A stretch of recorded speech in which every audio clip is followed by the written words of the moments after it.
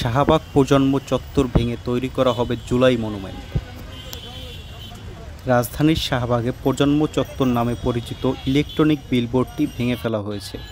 12 জুলাই রাতে ঢাকা দক্ষিণ city corporation স্থাপনাটি ভেঙে ফেলে। এখানে নতুন একটি স্থাপনা হবে বলে সিটি কর্পোরেশন সূত্রে জানা গেছে।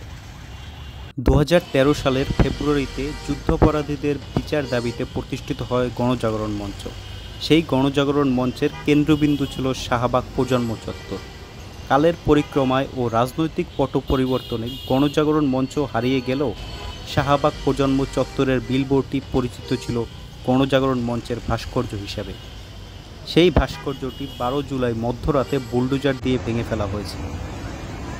শনিবার রাতে বুলডোজার দিয়ে স্থাপনাটি ভাঙার সময় ঢাকা দক্ষিণ সিটি কর্পোরেশন অঞ্চল 1-এর নির্বাহী প্রকৌশলী সাইফুল ইসলাম সেখানে উপস্থিত ছিলেন। সাইফুল ইসলাম জানান, স্থাপনাটির কোনো অফিসিয়াল নাম ছিল না।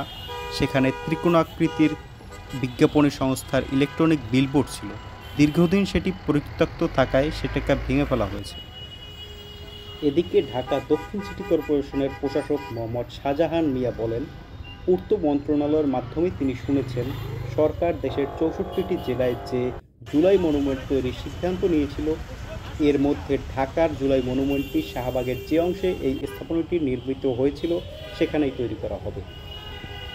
দীপ্রজয়, বিজনেস বাংলাদেশ।